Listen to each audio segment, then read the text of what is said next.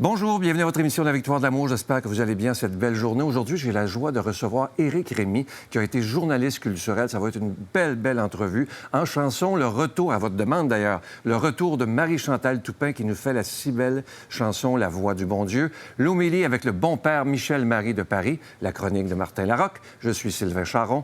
Bienvenue à votre émission La Victoire de l'amour. Un seul geste de toi viendra mon secours.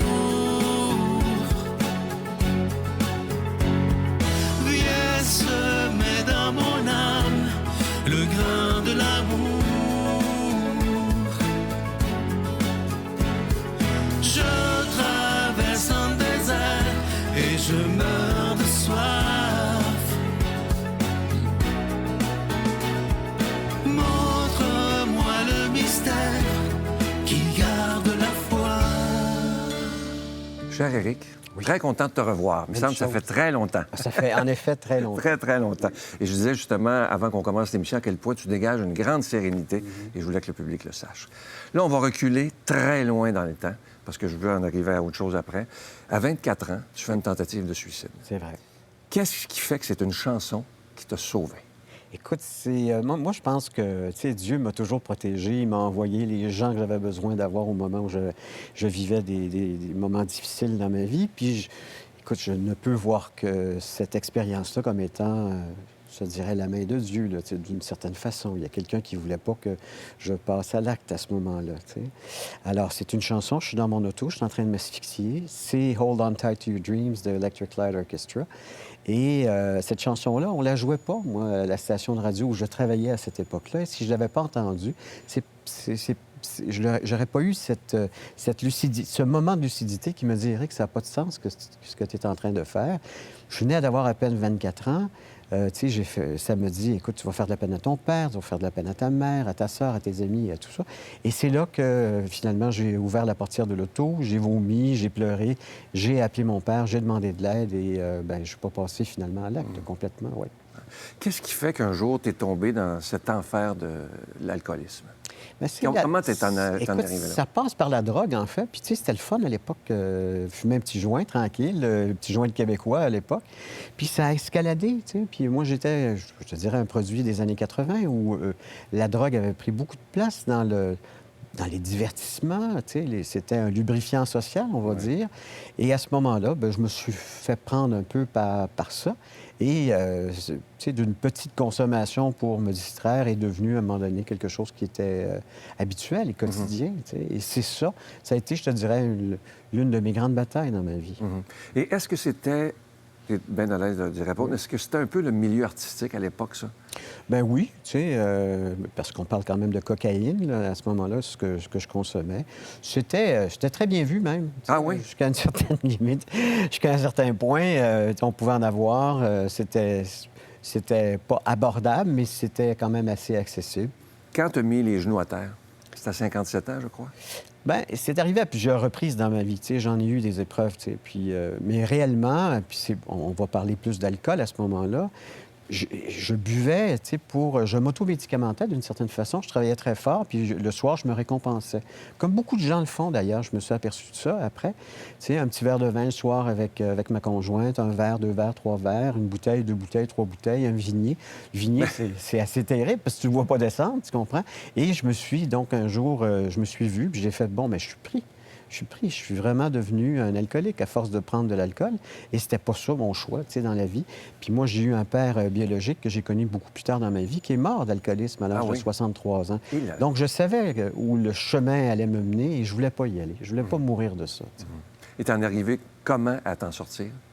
Bien, c'est un jour à la fois. Hein. C'est un mode de vie en 12 étapes dans lequel j'ai adhéré, que j'avais d'ailleurs connu à 24 ans, dans un premier temps, et que j'ai reconnu, enfin, à 57 ans. Il a fallu que je demande de l'aide. Tu sais, c'est souvent un réflexe qu'on n'a pas, nous autres, les gars, de demander de l'aide. J'ai demandé de l'aide et je me suis investi donc, dans cette refonte d'Éric, à savoir que je ne voulais plus vivre ce genre de vie-là.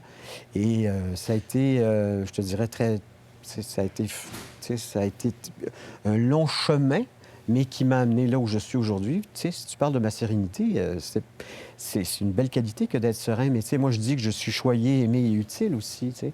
Quand on connaît, quand on enlève tous ces artifices, tout ce qui était pour moi quelque chose qui, dans le fond, m'empêchait d'être moi, ben maintenant, je connecte sur Éric. Je sais c'est qui, je vois ses qualités, ses défauts. Et il y a beaucoup plus de qualités que de défauts, Ouais. alors qu'avant, je pensais qu'il y avait juste des défauts. Tu sais.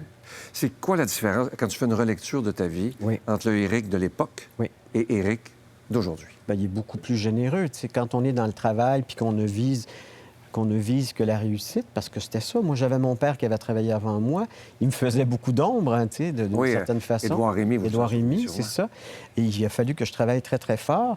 Puis, comment je te dirais, à un moment donné, j'ai réussi, bon, à travers toutes à chaque fois, c'est des victoires. Tu sais, de chacune de mes défaites, j'en ai fait des victoires, moi. Moi, je suis un dyslexique. J'ai lâché l'école très tôt. Je suis retourné à l'école à l'âge de 61 ans. J'ai été refaire... Ah, oui? Oui, absolument. J'ai même été élu président des étudiants de mon école quand j'ai fait ça. Tu sais, il y a des moments dans ma vie où j'ai eu l'audace, le courage de faire face à qui j'étais et à mes lacunes, tu sais. Et à chaque fois, ça a été pour moi une victoire. J'ai changé ma défaite en victoire. tu sais. Est-ce que ça t'arrive parfois, maintenant tu es sobre depuis une dizaine d'années? Oui, 10 ans. 10 ans. Est-ce que tu as une peur parfois de dire « je pourrais retomber là » C'est-à-dire qu'il ne faut pas prendre ça pour acquis, mais j'ai pas la peur. C'est-à-dire que la soif m'a été arrachée. Tu sais, à un moment donné, quand tu accumules un trésor de sagesse, de bons moments, puis tu sais, quelqu'un qui consomme, il s'aliène à peu près tous les gens autour de lui. On dit souvent que c'est une trentaine de personnes, mais si tu arrêtes de consommer, tu peux aussi aider une trentaine de personnes autour de toi. Donc, je me suis sorti de mon nombril. J'aide beaucoup de gens qui ont la maladie. J'essaie d'être, comme je t'ai dit, utile, puis ça donne un sens à ma vie, tu sais. C'est pas... Je suis passé, puis je le dis souvent comme ça, je suis passé du paraître. Ah. Tu sais, pour moi, c'est un... Tu sais, avant, je vivais une vie extraordinaire de façon ordinaire. Maintenant, je vis une vie ordinaire de façon extraordinaire. Je suis passé du spiritueux au spirituel. Tu sais, C'est bon, ça. Donc, tout ça, aujourd'hui, c'est une somme de choses que je voudrais pas perdre. Tu sais. Puis j'ai tellement de choses qui sont ajoutées dans ma vie depuis. Une chose, moi, qui m'a surpris, parce que je te connaissais un peu, mais quand ma recherchiste me disait « Sylvain Éric Rémy a une foi extrêmement profonde C'est vrai. ». C'est arrivé comment, ça? Écoute, mon père, quand j'y parlais... Parce qu'il y avait 3 sujets qui me fascinaient quand j'étais jeune. Il y avait la mort, il y avait les autos, puis il y avait Dieu. Et quand je lui parlais de Dieu, mon père me disait, écoute, il n'existe pas, parce que s'il existait, il n'y aurait pas les guerres, il n'y aurait pas les enfants malades, bon, etc., etc. Mon père, c'était un athée. Mais je savais en dedans de moi que ce que mon père me disait, c'était pas vrai. Tu sais. Et au fur et à mesure où j'ai vécu des expériences dans ma vie, il s'est révélé à moi d'une certaine façon. Tu sais, il y a eu des concordances, des synchronicités, des trucs absolument extraordinaires. Puis tu fais, ça peut pas juste être une coïncidence. Il y a quelque chose là. Tu sais, je suis plus spirituel que religieux, même si je parle de Dieu. Mais je me suis fait un Dieu dans ma conception à moi, tu sais, qui est un espèce de grand frère, de quelqu'un qui est là, à qui je peux parler, même dans l'auto quand je me promène. C'est ça, exactement. Puis à qui je remets ma vie. Tu sais. J'ai eu un diagnostic de cancer il n'y a pas longtemps. Mon premier réflexe, bien sûr, ça a été la peur. Ensuite, ça a été d'accepter. Puis ensuite, ça a été de dire, regarde, occupe-toi de ça, c'est beaucoup plus grand que moi. Moi, j'ai pas cette force-là. Tu sais. Il y a des gens qui combattent des cancers. Moi, ça me sert à rien de combattre un cancer. Ah oui? Non. C'est lui qui va s'en occuper. Je lui donne, mais ça me fait peur quand je lui dis que ta volonté soit faite plutôt que la C'est mienne. vrai des fois que c'est peurant, ça. Mais c'était peurant parce que tout d'un coup, que sa volonté n'est pas la même que la mienne, tu comprends? Mais en même temps, je fais... Il faut que tu prennes tout ça en même temps. Tu sais. C'est rare, une foi si profonde, là. Devant le cancer, justement, je voulais t'en parler. Oui. Est-ce que la mort t'effraie? Avant, elle m'effrayait énormément. Maintenant, je te dirais qu'elle m'effraie moins. C'est peut-être parce que j'ai eu la chance de vivre une vie quand même assez... Même si j'ai eu mes épreuves, j'ai eu des très beaux moments dans ma vie. Ce que peu de gens auront vécu, tu sais, je m'aperçois que c'est un grand cadeau d'avoir eu la vie que j'ai eue, tu sais, d'avoir été un enfant, à quelque part, adopté par des parents qui m'ont aimé, qui m'ont choisi, puis d'avoir eu la carrière que j'ai eue, de rencontrer les gens que j'ai connus, puis d'avoir des enfants, les enfants que j'ai, et même petits-enfants depuis un petit peu plus de 2 mois maintenant. Je suis grand-père, tu sais. Alors, c'est la somme de toutes mes expériences qui fait ce que je suis aujourd'hui. Tu sais. Et même si ton père, Édouard, qu'on a tous connu, était un athée, est-ce que tu étais proche de lui? Oui, très. Oui, j'étais très près de mon père. J'ai eu le temps de faire la paix avec lui parce que des fois, on a des conflits en tant qu'enfant et parent. Et mon père, une des plus belles choses qu'il me dit un jour, c'est que j'avais écrit un texte, j'avais écrit une belle lettre. Et il m'a dit, c'est épistolaire. Puis j'ai fait, my God, je connais pas ce mot-là. J'ai fouillé dans le dictionnaire et pour lui, c'était le summum de ce qu'il aurait pu lire. Ça venait de son fils. Donc, tu sais, j'ai réussi, je pense, à montrer à mon père que j'étais à la hauteur de ce qu'il s'attendait de moi, parce que je l'ai déçu en cours de route. Tu sais. Ah oui? Oui, oui. Comment tu penses? Est-ce qu'il savait que tu avais des problèmes? Il savait, oui, bien sûr. Tu sais, souvent, les parents, c'est eux, les dommages collatéraux, c'est là qu'on les fait. Tu sais. Mais en même temps, j'avais payé ma dette auprès de mon père parce qu'à 8 ans, je l'avais sauvé de la noyade au Mexique. Ah oui? Oui, lui, Raconte-moi puis une autre ça, personne. je savais pas. On était au Mexique. Moi, je vivais avec mon père au Mexique 6 mois par année. On était sur une plage qui était à l'extérieur d'Acapulco, la Gloria, si jamais tu as été dans ce coin-là. Et on ne s'est pas aperçu que c'était la marée basse. Et la marée basse nous entraînait. J'étais avec mon père, puis un ami de la famille qui était un peu comme un grand frère. Et à un moment donné, ils ont paniqué, ils ont commencé à paniquer. Et il n'y avait plus pied, hein, parce que l'eau nous amène au large. Mais moi, du haut de mes 8 ans, parce que mon père m'avait donné, oui, j'avais un petit Lacoste sur le dos, un petit chandail. J'ai réussi à ne pas paniquer et à sauver d'abord l'ami de la famille, parce que mon père était un peu plus loin, à nager en dessous des vagues, puis d'aller chercher mon père qui me dit, Éric, on va mourir. J'ai dit, c'est pas de même qu'on meurt. À 8 ans, j'ai dit ça. Tu comprends? Hey, Puis moi, je suis un bébé prématuré. Là. En 1958, je pesais 2 livres. Fait que tu comprends-tu qu'il y a eu partout dans ma vie des miracles de je sais pas où, mais j'imagine qu'il y a quelqu'un qui voulait que je sois sur cette terre et que je fasse ce que j'ai fait. Tu sais. As-tu été capable, parce que, bon, c'est sûr, quand on a des dépendances, souvent, on se fait du mal à soi-même, on Bien fait sûr. du mal aux autres. Oui. Est-ce que tu as eu à te demander, à te pardonner, justement, du mal que tu t'es fait? Oui, oui, j'étais mon pire bourreau, mon pire juge. Il a fallu que je me pardonne. Mais tu sais, heureusement, à travers ma consommation, j'ai toujours eu des valeurs assez élevées. Tu sais, j'entends des gens qui racontent des histoires beaucoup plus dramatiques que la mienne, tu comprends? Mais en même temps, on se retrouve à la même place. À un moment donné, on doit faire un bilan. Et ce bilan-là, il faut s'apercevoir qu'on avait, tu sais, on avait comment je te dirais, des solutions erronées, tu sais. Puis aujourd'hui, je suis content. Chacune de mes défaites m'a amené vers ma victoire. Je te le dis, là, tout ce que j'ai eu peur de perdre, je l'ai perdu. Et à chaque fois que j'ai perdu ça, j'ai eu mieux. Ouais. Tout le temps, tout le temps, tout le temps. Très beau, ça. Je lisais sur toi, et ça m'a beaucoup touché parce qu'on pense pareil. Tu te demandes comment font les athées pour passer à travers la vie. Oui, parce que, tu sais, c'est lourd, la vie, des fois. Tu sais. Et moi, je pense que, tu sais, ma conception de ma puissance supérieure, que j'appelle aussi mon GPS, ma grande puissance supérieure... Ah, c'est bon, ça. Je lui donne... Un bon titre de livre, ça. Oui, bien oui, absolument. Mais je lui donne ce qui est trop lourd pour moi à porter, tu sais, la maladie, la peine, le deuil. Tu sais, j'ai tout vécu ces affaires-là. Ce que tout le monde vit tu sais, durant une vie, si on est chanceux de se rendre jusqu'à là, de vieillir, d'avoir toutes ces épreuves-là. Donc, oui, je pense que, pour revenir à ta question, je pense que je me suis un peu perdu, excuse-moi. Non, je te parlais que ça ne doit pas être facile pour un athée. Ah oui, bien c'est ça. C'est-à-dire que tu partages le poids. Tu sais, Ouais, c'est ça. Puis j'essaie de redonner. Puis entre autres, si jamais les gens regardent et ils vont sur YouTube, j'ai fait une version du mémorandum de Dieu de 25 minutes plutôt que de 45. Parce que ça faisait quoi, 50 ans? Tu sais, il y avait la version de Roland Chenal, de Jean Coutu. Je vais aller écouter ça, Écoute, avec ta voix, ça doit être magnifique. Je l'ai rafraîchi, je l'ai mis au goût du jour. Puis c'est un cadeau, en fait. Donne. On va où sur YouTube pour l'écouter? Et juste, tu as écrit Mémorandum de Dieu 2025. Alors, on va le mettre à l'écran. Mémorandum de Dieu 2025 sur YouTube. Oui. Ça doit être magnifique. 25 minutes. C'est tellement beau. Parce qu'aujourd'hui, on n'a pas ce temps-là. Ouais, on n'a plus 40 minutes. Ça va te parler. Avant de se quitter, je vais t'offrir la prière de la sérénité. C'est la mienne. C'est la tienne, hein? À chaque fois que je marche, je te dis ça, Sylvain, à chaque fois que je me lève et que je marche, je dis la prière de la sérénité. Ça a passé vite. Hein? Trop Merci. J'espère qu'on va se revoir. J'espère aussi, je suis très sincère. Quand je suis touché comme ça, ça veut dire quelque chose pour moi. Merci. Je t'offre une très, très belle chanson interprétée, et c'est à votre demande, par Marie-Chantal Toupin, La voix du bon Dieu. Joyeuse fête. Merci à toi aussi.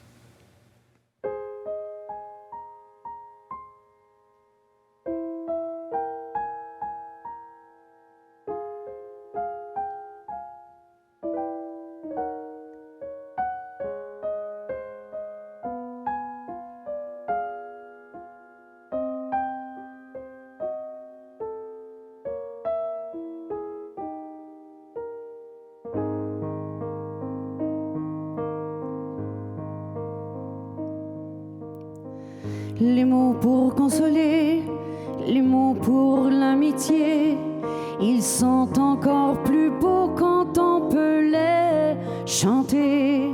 C'est un fil trop magique, ce don de la musique. C'est comme un grand cadeau que le ciel nous a fait. On a tous un peu la voix du bon Dieu quand on est des gens heureux. On a le cœur loin du chagrin quand on chante bien. Cette mélodie prise dans la vie avec un sourire routeux. Dès qu'elle me touche, on entend mieux la voix du bon Dieu. Je n'aurais jamais cru que tant de gens perdus se cherchent des amis connus ou inconnus. Moi, de toutes mes forces que l'avenir me donne, je veux leur apporter 1000 chansons de plus. On a tous un peu la voix du bon Dieu quand on est des gens heureux. On a le cœur loin du chagrin quand on chante. On a tous un peu la voix du bon Dieu quand on est des gens heureux. On a le cœur loin du chagrin quand on chante bien. Cette mélodie prise dans ma vie avec un sourire routeux. Dès qu'elle me touche, on entend mieux la voix du bon Dieu.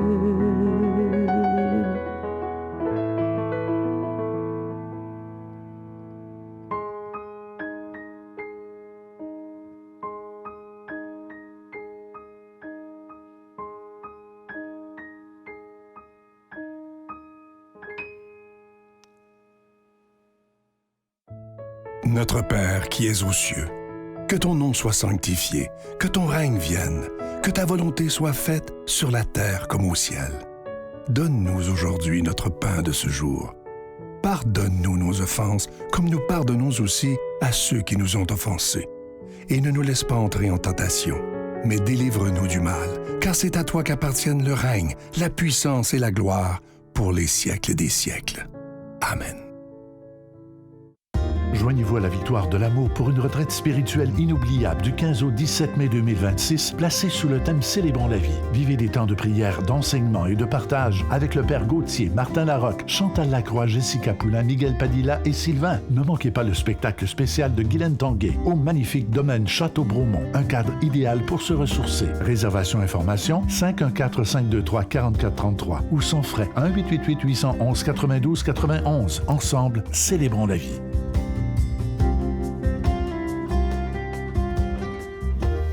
Encore une fois, je suis heureux de vous présenter ce magnifique cadeau du mois de décembre. Il s'agit d'une belle croix en cristal. Regardez-la à l'écran, elle est absolument magnifique. Elle vient avec la chaîne qui est en acier inoxydable, donc elle ne ternira jamais. Je vous rappelle que ce bijou, il est déjà béni. Et comme je vous disais la semaine dernière, ce que je trouve extraordinaire, c'est qu'on puisse décider cette année de dire « Je vais donner mes cadeaux de Noël, mais ces cadeaux de Noël auront une valeur spirituelle. » Et ça peut tellement aider des gens. Alors, vous savez, tous les cadeaux que je vous ai présentés dans l'année, si vous voulez voir tous les cadeaux qui qui sont disponibles. Je vous invite à aller sur notre site Internet dans la section cadeaux et vous allez découvrir tous les cadeaux qui sont disponibles et ils sont déjà bénis. Moi, je veux vous remercier de tout mon cœur de ce que vous faites pour la Victoire de l'amour parce que, évidemment, vous le savez, on doit payer pour la production et la diffusion des émissions. Mais quand je pense aux 30 dernières années, je me suis dit, ce que tout le monde pensait impossible il y a 30 ans, bien, ensemble, on l'a réalisé. Et ça, je trouve ça absolument magnifique. Alors, merci de tout mon cœur, de votre prière également. Et voici comment vous procurer ces cadeaux.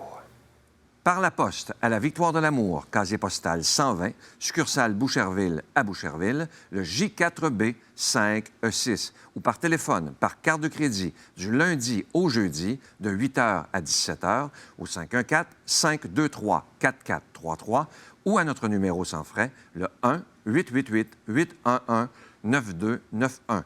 Également sur notre site Internet, le www.lavictoiredelamour.org.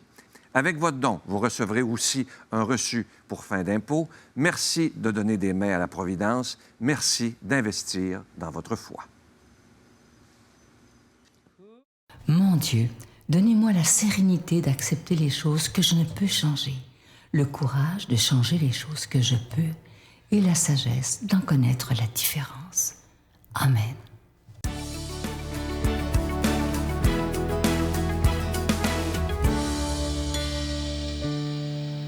Bon dimanche matin, les victorieux, les victorieuses et tous ceux qui doutent encore. Bon dimanche midi, bon dimanche soir, tout seul. Merci de m'accueillir chez vous. Je vais vous parler de l'amitié. Je sais que j'en parle souvent, puis je vais en parler encore, OK? Parce que c'est la chose qui m'intrigue le plus chez moi depuis 1 an, l'idée de l'amitié. Puis j'ai entendu quelqu'un dernièrement parler de avoir confiance aux gens qui avaient peu d'amis. Ça m'a intrigué. Parce que moi, j'ai souvent été avec ce qu'on appelle en mandarin des people pleasers, OK? Des gens qui veulent avoir beaucoup de gens autour d'eux, qui ont peur d'être seuls, puis qui vont s'entourer de plein de gens, puis qui vont peut-être des fois prendre des gens qui n'ont pas nécessairement le goût d'avoir autour d'eux, mais ils ont peur d'être seuls. Et les gens qui choisissent, qui ont peu d'amis, mais qui les sélectionnent, c'est peut-être des gens qui sont très intéressants à être autour, surtout si vous choisissez dans leur cercle d'amis, tu sais. Mais qu'est-ce que ça veut dire? Ce que ça pourrait laisser entendre, sous-entendre, c'est que d'abord, ce sont des gens qui auraient peut-être appris à la dure. C'est peut-être des gens qui ont eu une souffrance quelconque à travers trop de monde, puis qui en ont tiré une belle conclusion à un moment donné. Donc, c'est des gens qui vont vouloir mettre qualité au-dessus de quantité.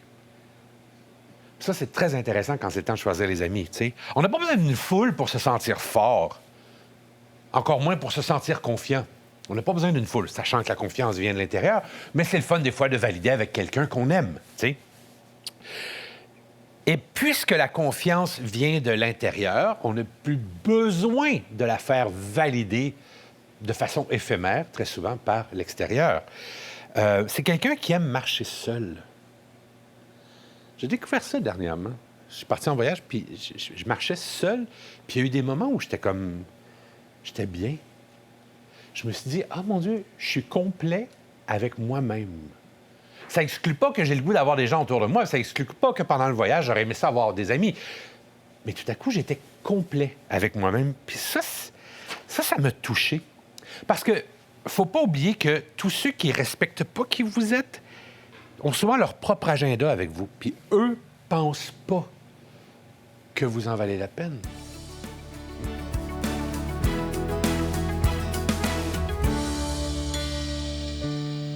Mes si chers amis, comme toujours durant le temps de l'Avent, l'Église met le projecteur sur Jean-Baptiste en nous révélant la haute estime que le Christ lui porte. C'est tout de même Dieu en personne qui s'exprime aujourd'hui à son sujet. Et s'il nous dit que, parmi ceux qui sont nés d'une femme, personne ne s'est levé de plus grand que lui, on ne peut qu'être émerveillé par la beauté et la densité de la personne de Jean-Baptiste. Et pourtant, ajoute le Christ, le plus petit dans le royaume de Dieu est plus grand que lui. En ce sens que la vie de ce jeune prophète fut un véritable gâchis sur le plan humain. Avouons-le sans détour, voilà un homme qui est né pour offrir sa jeunesse, donc ses plus belles années à l'avènement du Messie en Israël. Il s'est en effet littéralement sacrifié pour cette cause que nous jugeons aujourd'hui magnifique, mais pour laquelle il fallait être extrêmement courageux pour l'assumer et sacrément inspiré pour en accepter toutes les conséquences. Comme vous le savez, autour de ses 30 ans, Jean-Baptiste s'est rendu dans le désert où il a mené une vie d'ascète, offrant ainsi à son peuple un témoignage suprême que l'on pourrait résumer de la sorte: Dieu seul suffit, et c'est une joie que de le préférer à toutes les réalités de la terre, fussent-elles légitimes et quoi qu'il pourrait en coûter. Avant d'aller plus loin, je voudrais noter avec vous que nous ne savons rien de la vie de Jean-Baptiste entre sa naissance, où ses parents, vous vous en souvenez, penchés sur son berceau, se demandaient ce qu'il allait devenir, jusqu'à sa présence dans le désert. Et c'est très bien ainsi, car de manière indirecte, nous découvrons que nous n'avons à connaître des personnes que ce qu'elles veulent bien nous en laisser voir. C'est important de le rappeler en notre temps, où la distinction entre vie publique et vie privée n'est plus de mise au nom de la transparence absolue. Il y a donc un respect à offrir à tous ceux qui nous entourent et qui repose sur la mise à mort de la curiosité excessive dont nous pouvons faire preuve en fouillant la vie des autres et en les jugeant. Chacun doit s'occuper de soi. Voilà un principe à garder jalousement et à mettre en œuvre. D'ailleurs, que savons-nous non seulement de Jean-Baptiste, mais des apôtres, et même de la vie des saints, à commencer par saint Joseph? Si peu de choses. Ceci bien en place, il est une autre leçon que nous recevons aujourd'hui et qui peut nous surprendre. Car bien que Jean-Baptiste ait bénéficié, vous vous en souvenez, d'une vision divine au jour du baptême du Christ, en effet, il a vu l'Esprit Saint descendre sur lui sous la forme d'une colombe, il a entendu la voix du Père, « Celui-ci est mon Fils bien-aimé, en qui j'ai mis toutes mes complaisances ». Il se demande encore, du fond de sa prison, où Hérode l'a enfermé, si Jésus de Nazareth, son cousin, est bien le Messie attendu par Israël. Là, nous comprenons que même les plus grands des enfants des hommes, le prophète inimitable que nous visitons aujourd'hui, depuis sa parenté au Christ, avance pas à pas dans la compréhension du mystère de Dieu. J'oserais dire comme nous. Il ne suffit pas de connaître son catéchisme pour cerner les personnes divines et comprendre ce qu'elles attendent de nous. Il est une parole de la Bible que j'aime énormément et que l'on trouve, je crois, au livre des Proverbes. Je la connais par cœur, elle est magnifique et la voici. « Le sentier du juste est comme la lumière de l'aube. » Et cette lumière, celle de l'aube, ne nous permet que de voir à 2 mètres devant nous, mais jamais plus loin. Et c'est ainsi que Dieu nous conduit jour après jour, et je dirais même heure après heure. On peut toujours échafauder de grands plans, surtout si l'on est un peu intelligent et que l'on a le sens de l'organisation, mais alors c'est nous, tout seuls, qui mettons en route plans et projets, alors qu'il faut s'en remettre à l'Esprit Saint, qui sur chaque instant nous dirige et nous conduit à accomplir avec justesse les désirs de Dieu sur nos vies. C'est ce que je nous souhaite à tous, et c'est pourquoi je demande à Jean-Baptiste de nous bénir. Amen. Je vous salue Marie, pleine de grâce. Le Seigneur est avec vous. Vous êtes bénie entre toutes les femmes, et Jésus, le fruit de vos entrailles, est béni. Sainte Marie, Mère de Dieu, priez pour nous pécheurs, maintenant et à l'heure de notre mort. Amen.